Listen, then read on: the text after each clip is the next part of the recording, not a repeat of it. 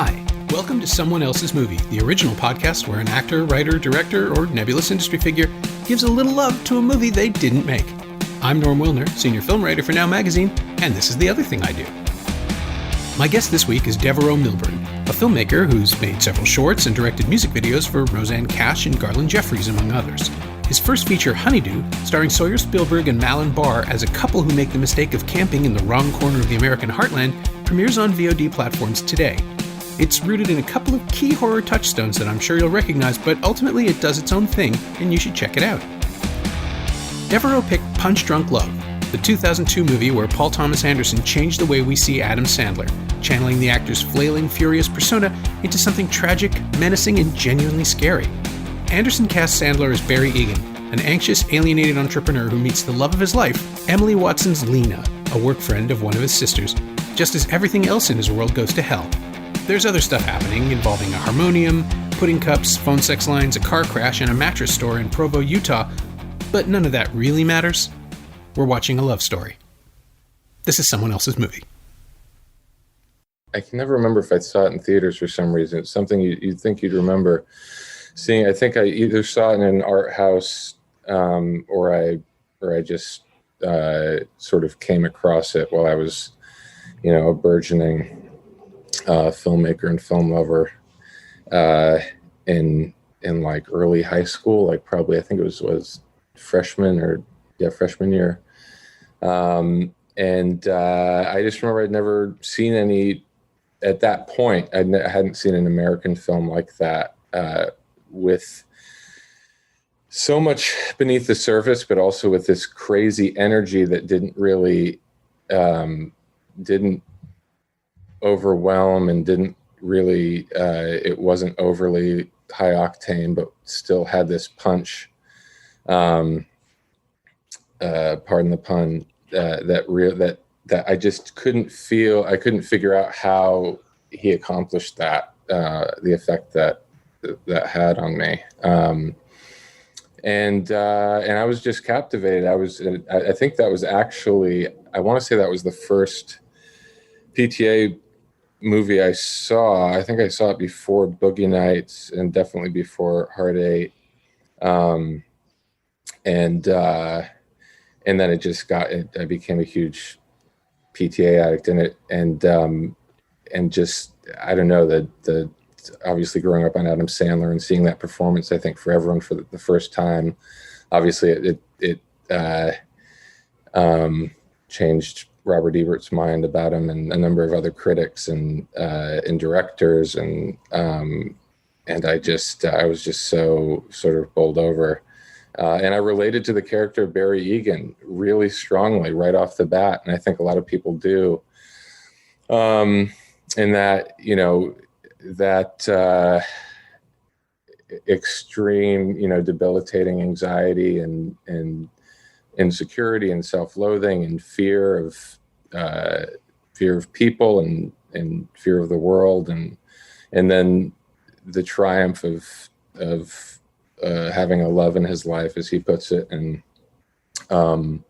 realizing his powers. It's, and obviously a lot of people have sort of paralleled it with Superman, and I don't know that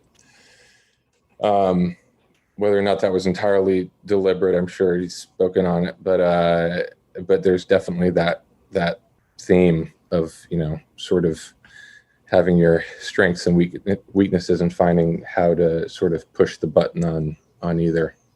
Yeah, I saw it early in the morning. It was one of those 10 a.m. screenings at a Midtown megaplex. And we had already, Toronto critics gave Magnolia Best Picture in 99. We were huge fans of his.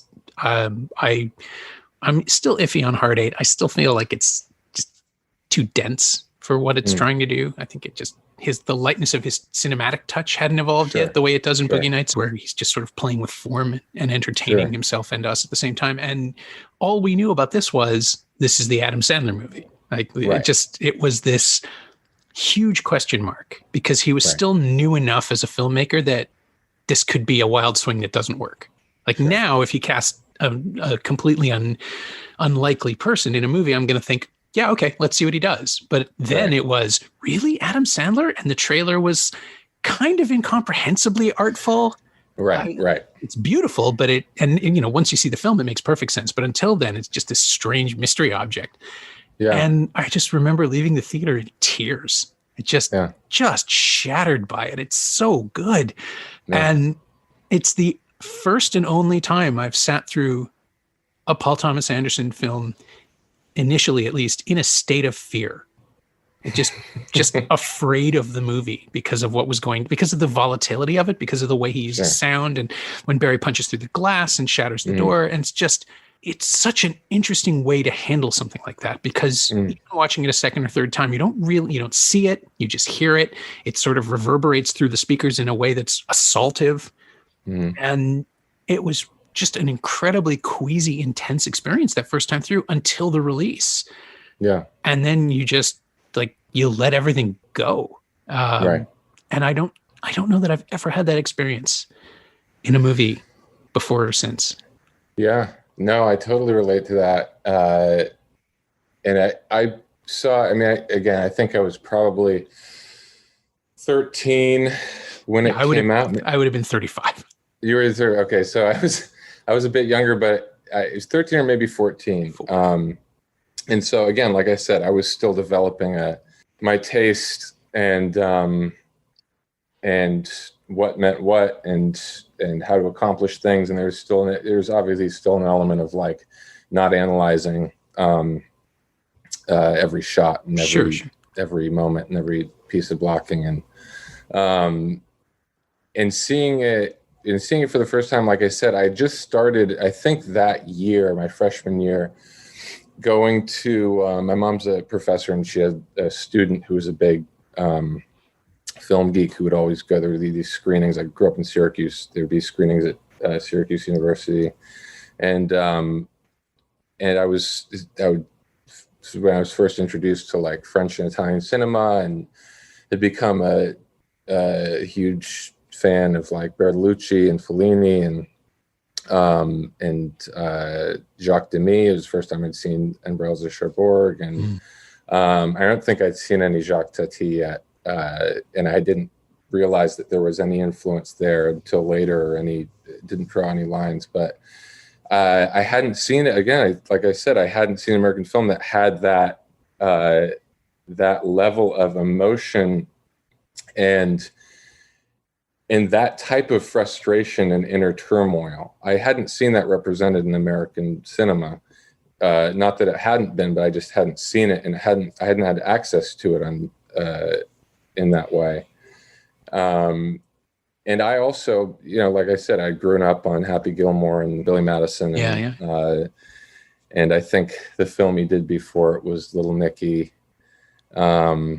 And that was sort of the lead up to the film, was what's this going to be? And these two seemingly disparate people working together. I remember having somewhat of a similar experience by the end of it, of not haven't had, I don't think by that point had really my first big love maybe, but I was in my first real sort of longer term relationship. And the seriousness and maturity of it in real life was far away from what it was in this film. But I would just remember those color cards.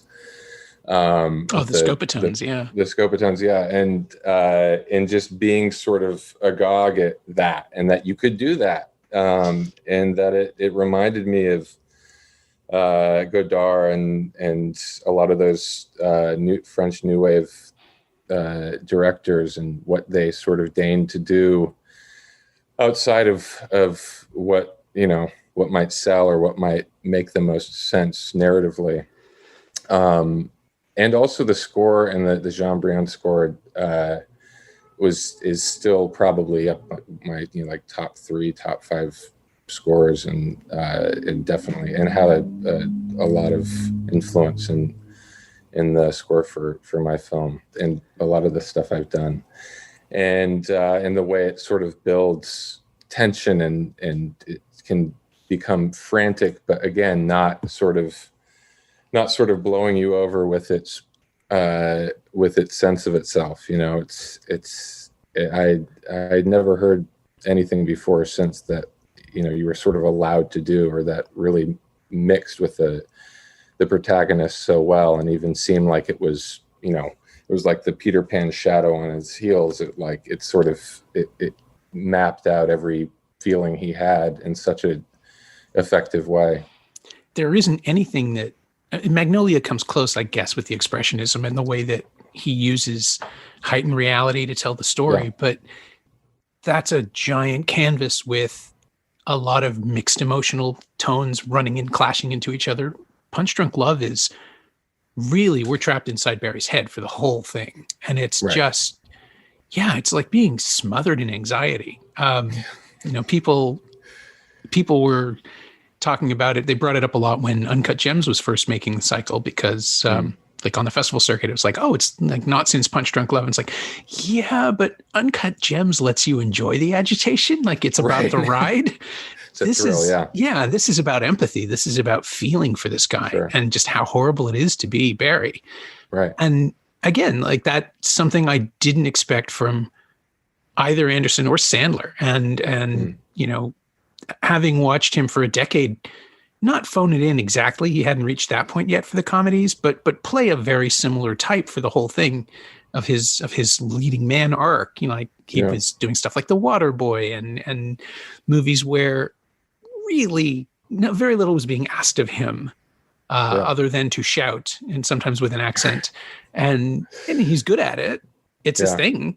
But to see a movie understand what's so unsettling about that persona and find it and pull it to the surface, it's remarkable. I can't think of another movie that has done that much for an actor in one film. Like to say, no, this is how you should see him all the time. And just pivot him just enough so that it's like holding a gem to the light. You can sort of see a different facet of it. Only if the light is exactly right, and only if you're holding it and looking at it in the right moment. This is that thing where he just cracks the whole persona open and finds the horrible, sad man inside. Right. No, yeah. It was like the perfect sort of storm of concept and script and actor and director and not to forget Emily Watson, but because there's just such an unlikely couple as actors, as people, and then they become for some reason such a likely couple by the end of the film. But the way he plays off of people who are comfortable with themselves and with the world, it was so endearing, because up until the point where they have their first date, he really plays that. I mean, and he's someone who does go over the top. He's known for going over the top and speaking in a funny voice and for you know, using physical humor in sort of more of a broad way. And you would expect that even if he was trying to do what he winds up doing with Barry Egan, that it would have seemed affected or very deliberate and hard to watch. But he has this sort of inherent vulnerability, and the way he reacts to the world around him, it did seem, and like I said, it did seem inherent. It seemed like every reaction he had to the people who were working in the warehouse, from the four brothers to the girl and the woman on the other end of the phone who sort of entraps him, to especially his sisters, when you sort of see this very different person when he's put in front of each supporting character. And it's so fun to watch the subtlety of how he reacts, to that scene when his sister sort of sprints in with Lena,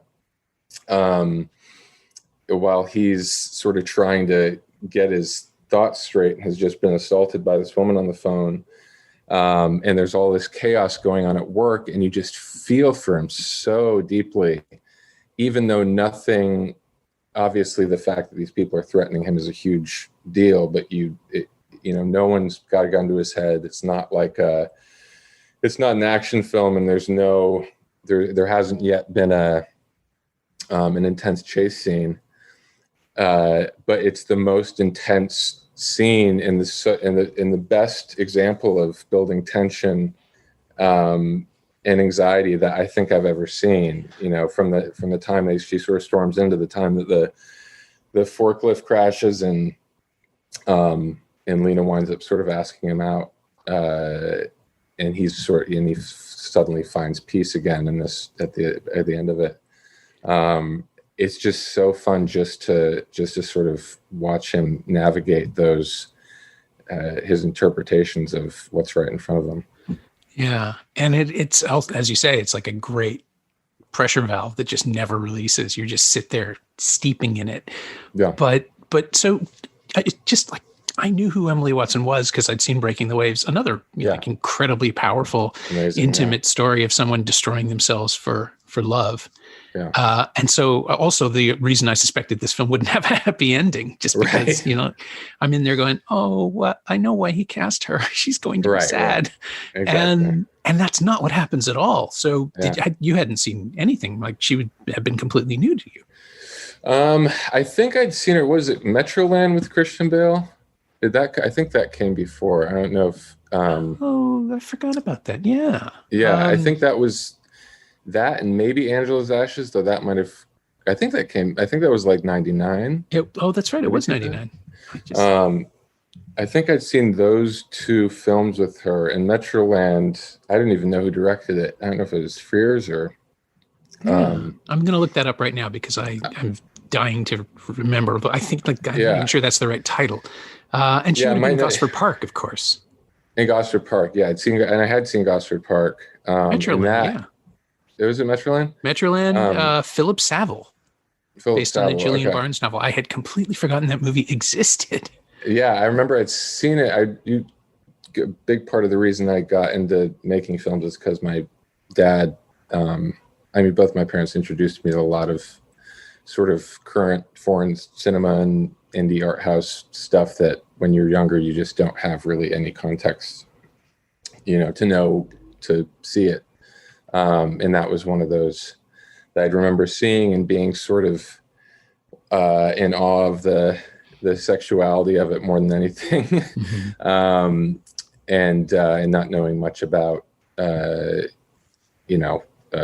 struggles of a marriage and having children. And, but I remember being sort of in a way at that age, both impressed and also sort of creeped out by her just because she was so smooth. And I remember thinking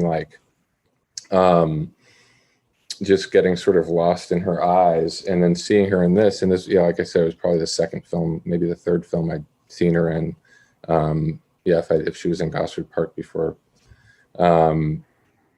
But she was featured very prominently and had blonde hair and seemed like a very obviously different than I'd ever seen her. Mm-hmm. And just has this sort of, again, it's like these two people who really are able to not only use their face and physicality to produce an incredibly compelling moment and are really incredible with dialogue and with, the scenes where they're getting to know each other. It's just like the most organic sort of version of that. And I did not, I didn't really, I wouldn't have expected him to cast. A lot of his casting choices, you don't really typically sort of come out of nowhere. And he, for some reason, is always able to steer them in the right direction, which is probably because he uses such incredible actors. But yeah, that in the scene when they get in the car wreck and then he goes to the hospital and has to leave. and she gets upset with him. There's just the sort of the arc of the ups and downs of their sort of trajectory as a couple isn't, you don't get beaten over the head with it. It's very sort of passive. And I don't know if ethereal is the right word, but I think that applies. Yeah. Yeah. There's something sort of that touches you without you realizing it. And you can't figure out why they're good for each other, but but especially by the time he gets to Hawaii, you know that they are, and you desperately want him not to mess it up. Yeah. Yeah. It's the kind of thing where, how can I put this without sounding utterly sappy? It's a celebration of feeling, like real emotional feeling, but it has to start from such a heightened place that the romance and the credible human scale emotion has to sneak in that way. They're both established as feeling more than the average person feels. Like Lena is a huge romantic and instantly knows that they're meant to be together. Barry is more recessive because of the anger and the rage keeping him away from people. And there's always this, I think 20 years later, it's weirdly prescient about the whole incel thing. Like there's a sense here that he's cut himself off from people voluntarily, but blames the world. Sure. Yeah. And she sees through him. And it is this weird fantasy of the good woman that can redeem the angry man. Right. But because Anderson keeps us inside Barry's head, it doesn't feel weird to rewatch it. Those themes they're still sympathetic, and like ultimately the whole movie is about salvation and deciding to be a better person. So it plays into a redemptive version of that sort of thing. But I was really surprised on the rewatch just to see just how unpleasant Barry might appear from the outside, and how neither Anderson nor Sandler is afraid to show that. Like that's the thing that really amazed me this time, is that there is no vanity in either of them. Like the movie, the film itself is too close to Barry, right? And Sandler is giving exactly that. There's just he is disturbing to look at for roughly half the film. Yeah. No, it's funny when you think about that. It is sort of nonstop anguish on some level. It is varying degrees. As with anything, but you think about that on the page, and I've read the script a couple times just at some points as a roadmap for other stuff I've written, especially stuff that's shorter and has a bit more of a basic premise. Yeah, that's more character driven and more internal. And it's just very easy to make that too unappealing and too abrasive, especially when, and there was one point while I was, in the times I've read it, there's been plenty of times where when I'm writing, I'll sort of jot down the beats of whatever film I'm sort of analyzing or picking apart, and try to figure out, how I can accomplish that without sort of directly imitating it. And a lot of times it's the second act that I get, the most stuck inside of, at the end of the second act. And going through the roller coaster of his experience and watching it at the same time. There's times I just read it and without watching it. There's times I've read it in tandem while playing the film. And there's just there's 6 times where he acts out in anger, maybe 5, where he acts out violently, typically towards a wall or himself or the glass sliding doors, or when he destroys the bathroom. And when you look at those that many times, someone who's so seemingly introverted does that, it could seem like overkill, and it could seem like this guy's just crazy, like he's just unstable. And there's also the moment in Hawaii when they're in bed together and he's saying, "I want to smash your face in with a sledgehammer," and I think I remember seeing that in one of the trailers. I don't know if it was it might have been a theatrical trailer that I've seen online or something, but it's so easy to make that like too much for people. And obviously there's are those who be able to understand what it means and how well it works. But I think that the fact that it was has been over time received as well as it has been,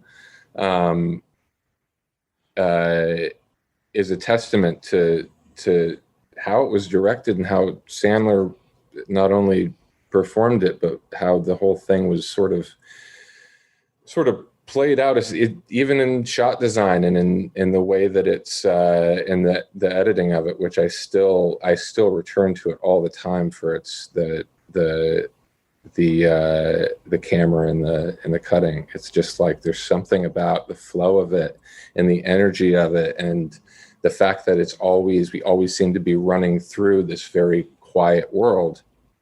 I just can't.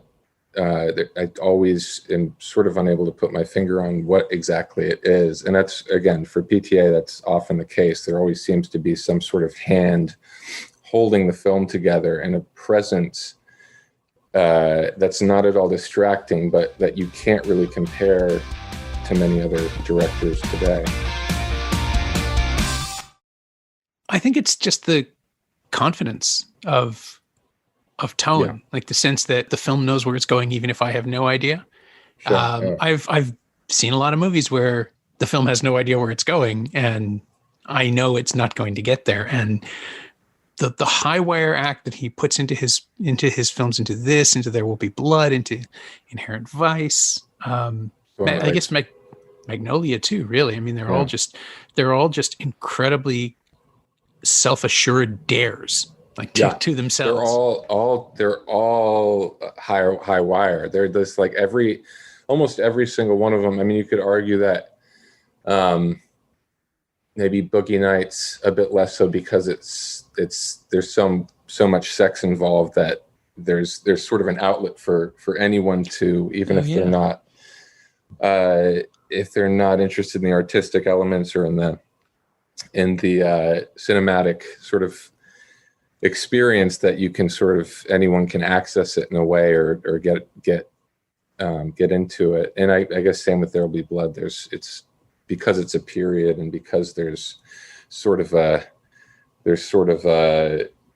grease all over the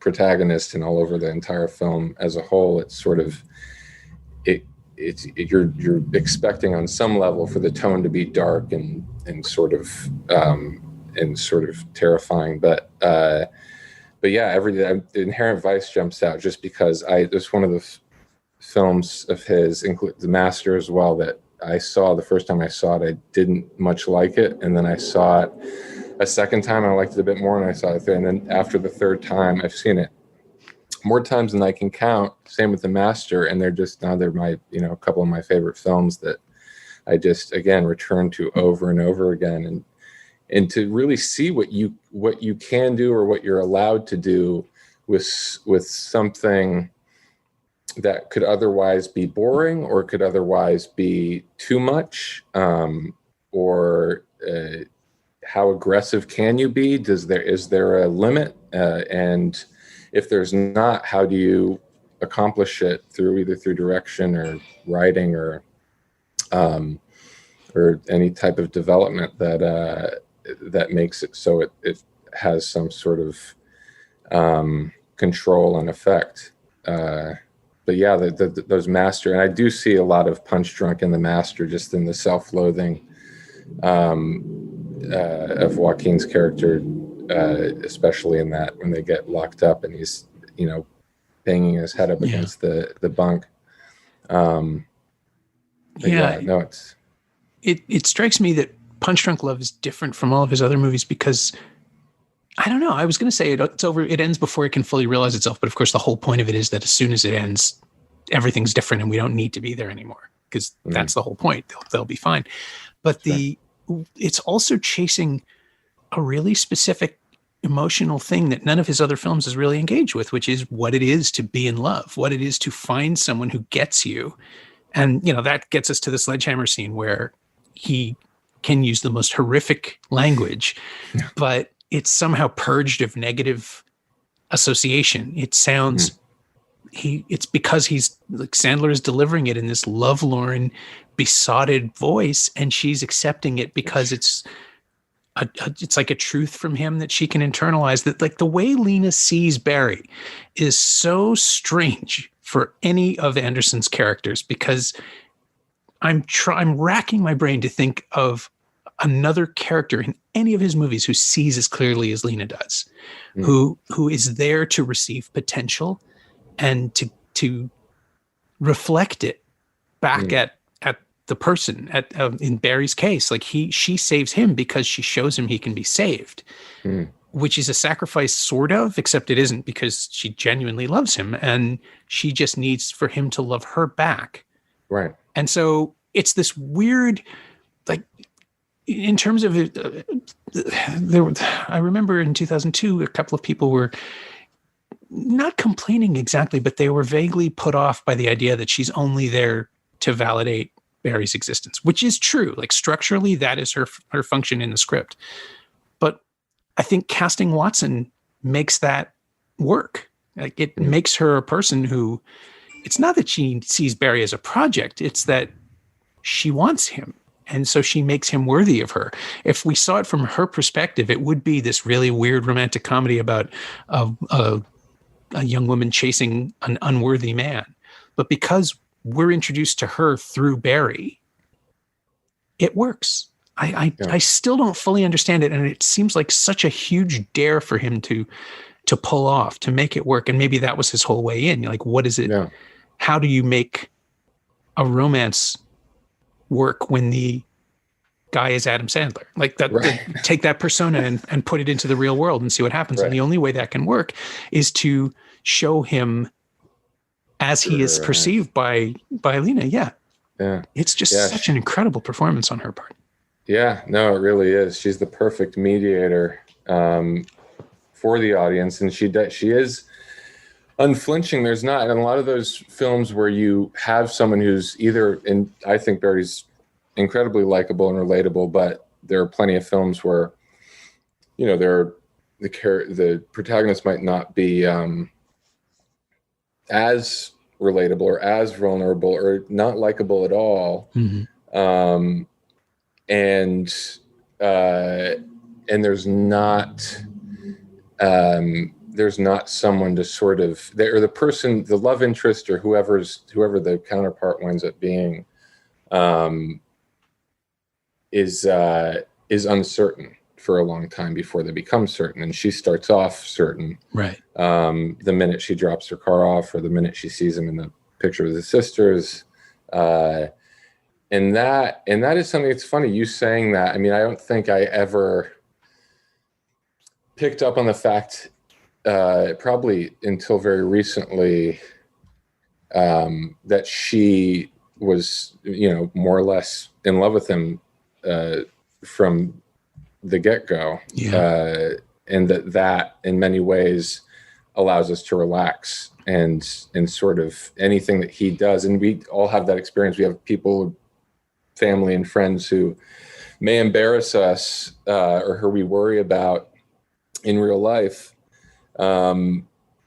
because the people in the world, the strangers and the people we come across, don't have the context to know that what they're doing isn't aggressive, or what they're doing isn't dangerous, or what they're doing isn't meant to be offensive.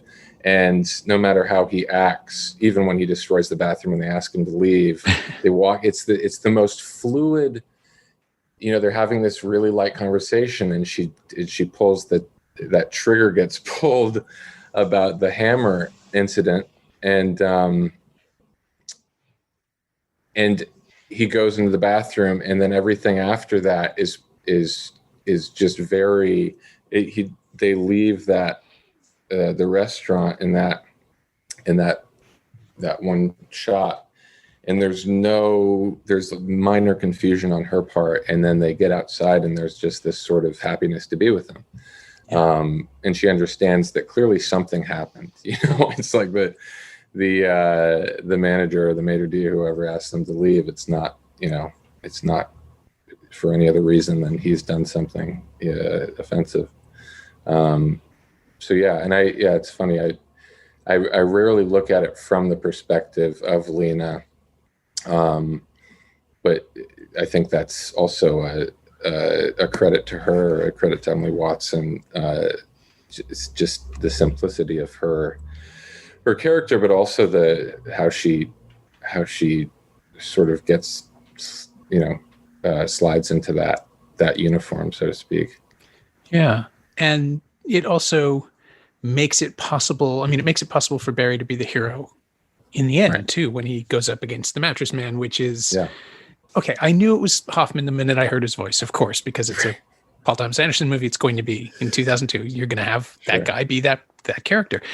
But we finally are given someone who is, without a doubt, worse than Barry. Just who has not got his issues under control, who doesn't even know what they are, who just needs to strut and thrust and be as obnoxious as possible. And again, first time through, I thought he'd kill him. I thought there was going to be actual violence because you're braced for it, because this movie has not let any of the tension out. And you thought Barry would kill Mattress Man? I thought there was an excellent chance. And I know he had a name, but he's Mattress Man to me. Right. Yeah. No, me too. What was it?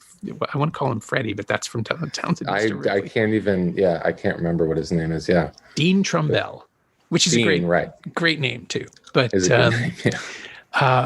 but yeah, I thought that it was going, like, that would be where this was going, because so many of Anderson's, like all three of his films, built to violence in one way or another before this, and then to realize that that's like, it's about having met Lena and knowing that he doesn't have to.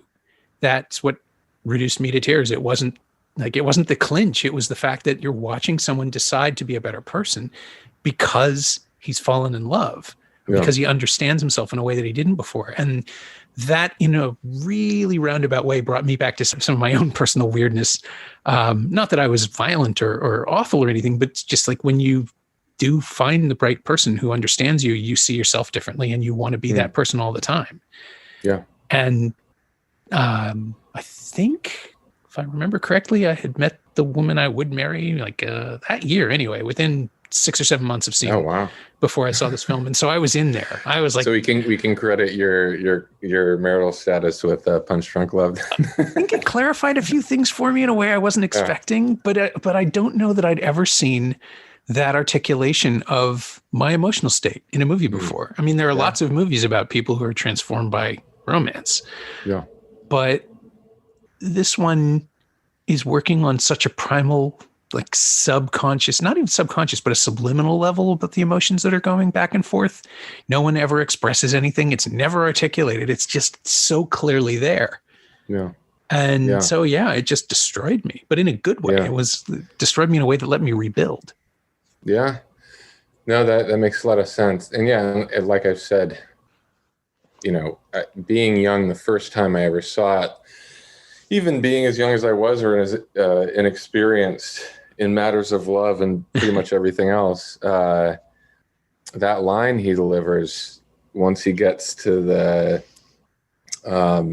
once he confronts Mattress Man, it just is impossible not to be floored by it, and to not to have some chamber in your brain open up a bit about what love can mean, and to have some expectations too, and excitement about what love can mean.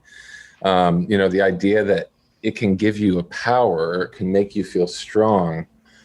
I think the only other, it might be unrelated, but the only other line that's done that for me is in Sexy Beast, when he's on the phone with his wife after he goes back to after he has to do the caper or whatever, and he says something to the effect of, "You make me strong," and he asks her to say his name so that he can feel strong, and that line, whatever it is, that is unbutchered by me, and the line about having a love in his life that makes him feel powerful and that essentially makes him unbreakable. It just really is the banger at the end, and then I don't know if this was deliberate or not, But it was, I think my friend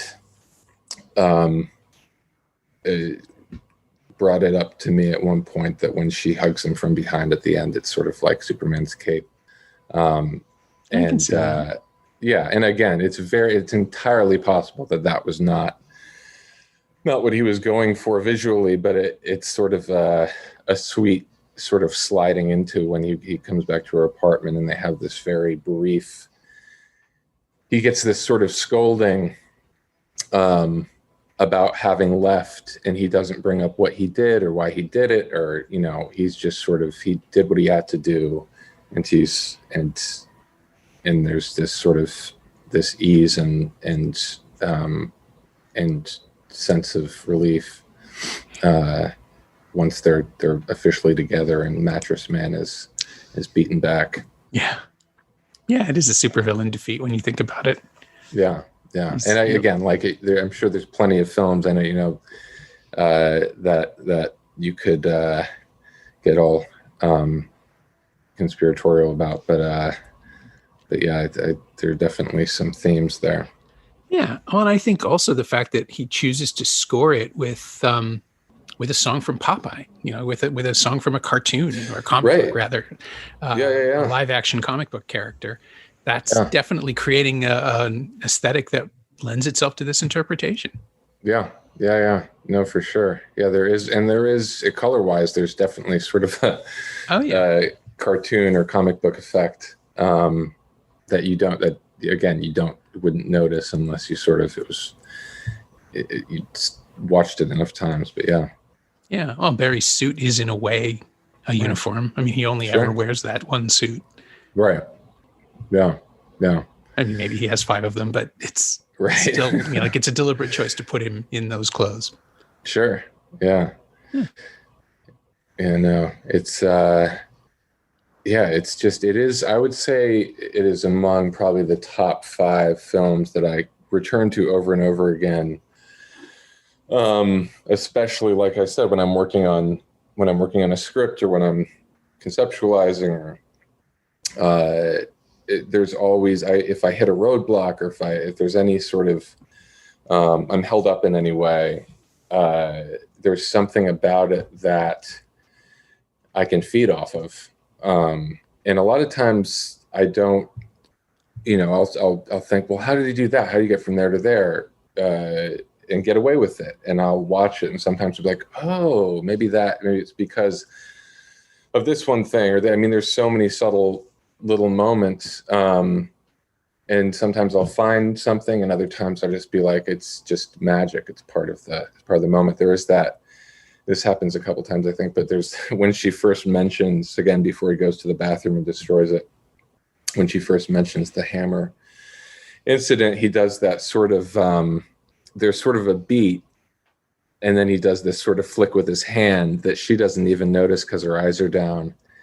And it's sort of startling, but it shows you the power of the moment even more than it did when he decided to smash those sliding glass doors. There's just this surge of anger and fear that's sort of always waiting to physicalize. Yeah. It's sheer force of will, I think, on Anderson's part to sell this. Like, he knew how to do it and he did it. I don't even know that he knows exactly, but that intuitive thing. I mean, I loved Magnolia, but seeing this was like, oh no, he's a genius. Like, he's a legitimate genius. I don't know that he could explain how he did anything in this movie, but it works, and it doesn't need explaining. I am also a huge fan of Magnolia, and again, that's another example of like seeing something when I was pretty young and realizing like you could do things that I didn't know you could do, or were allowed to do, or possible to do, or tell a story in such a way. And obviously I'd seen it with Altman, but the frog scene for me in Magnolia, I think, sold me on PTA more than anything else. And then Punch Drunk was just like the cherry on top for me. And especially as a young person who's very much thinking only of himself, there's something so singular about it that allows you to sort of bask in that his other films don't necessarily, even though a lot of them are focus on mostly on one particular character, this really lets you live in this space and feel sort of comforted by it. Yeah. He has the ability to make people feel like the movie was made for them specifically, myself included. Sure. Not every time, but when it hits, when you're on that wavelength, it's almost a religious experience. It's just it's transcendent. Yeah, I agree. And I'm trying to figure out how to get us to Honeydew, just because I always want to make the association. But I think the best way to go is through texture, because the thing that he does in Punch Drunk Love with the sort of tactile nature of everything, where you can see the fibers and feel you can feel the broken glass when it hits in the soundtrack. Sure. You can look and see the textures and surfaces, and Honeydew does that as well, but in a more it's more in conversation with 70s films, it feels like, and you're working from rural horror like Texas Chainsaw and that world, but you're realizing it in kind of the same way. Yeah, it's a bit, and again, like Honeydew as a genre or as a subgenre, it's a bit pulpier. It's there's a bit more treble in every sense. Yeah. Both in terms of audio and visual. There's definitely an effect that, on one hand, I'm trying to draw something out of a genre and an aesthetic that has been established, and then trying to make my own sort of way of it. But yeah, it was hugely, in many ways, Honeydew was hugely influenced by Punch Drunk. Obviously, as I mentioned before, the score was probably the biggest example of that. I did send a couple tracks of that to Jean Merriman when we were going through and he was composing, and it had a huge influence on sort of where we went, and especially in the more tense scenes. Obviously, most of the scenes have some element of tension, but we started off wanting to sort of lead with a sort of bandsaw sound and a sort of cuckoo's nest play on that melody. Mm-hmm. And then filtered in a lot of the more percussive elements, and we filtered in the sounds of the piano wire sounds and the sounds of scraping and knife themed elements and Foley there's a lot of tracks are sort of an analog version of the Jean Brion score in parts, and are meant to sort of be of the earth in a sense, or sort of start from a place of where they are in terms of the landscape, and then build as the characters interact and as the story carries on. And my biggest thing for films, again, like I said, since we're talking about PTA, mentioning The Master and Inherent Vice, two films that the first time I saw them, I was impressed, but as I always am, but I was sort of stuck. And then as I watched them, they became, some of my favorite films ever. And I think a lot of that is attributed to the texture, both visually and in the world that he creates, even when he's adapting. There's something about the control and the space that he fills in, and the way he fills it in, that I love living in that. And that to me is the stuff that sticks with me the most.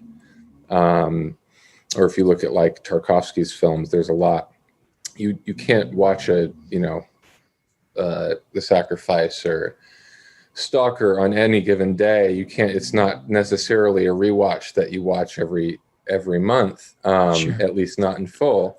But you definitely return to them, and they're definitely huge inspirations. And there is this texture that he creates that I've always been fascinated by and wanted to sort of be able to accomplish myself. And you can definitely, if you, with that in mind, I think you can probably pick up on that in certain scenes in Honeydew. But yeah, and obviously the 70s horror influence is undeniable in trying to affect some sort of vintage application.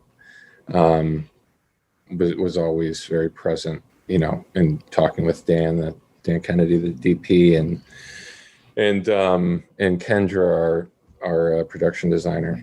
There's influences, if you know that they're there, you could pick them up, but otherwise it seems more separate than anything else. Yeah, I really responded to the sense too that part of the hook to me is that, I don't even know how to describe this I guess I can say it without ruining it. It's in the first scene. The sense that a lot of it is about America sort of not finding its way back to its original, like, weird Puritan mythology and formation, but going about it wrong, like taking the wrong lessons out of the things we've experienced collectively of these last few years. It just feels like it felt like a commentary on the American isolationism that's been happening over the last 20 years, but the embrace of fundamentalist theology and the perversion of it for fun, the like just to come up more with than anything. The idea that, you can, as we see over and over again, people will insist on something being absolutely true when they have no idea what they're talking about and just make it worse. Right. Yeah. And there's definitely, I think the foundation for that is inherent in Karen and Ulysses' psyche and in their upbringing. And then, of course, the fact that they've been ingesting this essentially this poison for as long as they have, has brought that to an extreme level. And there's also a lot of backstory that's not revealed, that's sort of my own little private excitement about developing it, that informs Karen's obsession with possessing people and having a family, and sort of using the guidelines of these religious ideals to sort of keep it in place and add some structure to it. But yeah, for sure, it's there's elements of it that certainly comment on the perversion of religious texts and how it can just be brought to a whole other level and can be applied to people who aren't necessarily religious entities like Sam and Riley, but can sort of in many ways inform a sense of being ill at ease that's already there, and draw from it. Yeah. When I was trying to stitch the two together, Honeydew and Punch Drunk Love, I kept thinking, I'm just glad that Barry never found religion, because he would have been a monster. Like, the Lena got to him first, which I think is the most important part of his salvation. Exactly. Yeah. He had no reason to use his frequent flyer miles to travel to rural New England. It's better for everyone, really. Yeah. In the end, I would agree. My thanks to Devereux Milburn, whose creepy first feature, Honeydew, is now available to rent or buy on your VOD platform of choice. Thanks also to Kayla Heyer. She knows what she did. You can find Devereux on Twitter at BlindspotStud, all one word, and you can find Punch Drunk Love on Blu-ray and DVD in a glorious special edition from the Criterion Collection. It's also available on Apple TV and Google Play, and streaming for free on Hoopla in both the US and Canada. As always, you can find me on Twitter at Norm Wilner and elsewhere on the internet at nowtoronto.com, where I'm hosting a bunch of podcasts these days and writing the weekly Now Streaming newsletter, to which you can subscribe at nowtoronto.substack.com. And you can find this podcast on Twitter at Semcast, SEMcast, and on the web at someoneelsesmovie.com. Our theme song is by The Last Year. If you like it, or the show in general, please say so. Leave a review on Apple Podcasts or Google Podcasts or wherever you've been enjoying us. Every little bit helps, it truly does. And check out the other shows on the Frequency Podcast Network while you're there. Stay inside, watch movies, wear a mask if you go out. I'll see you next time.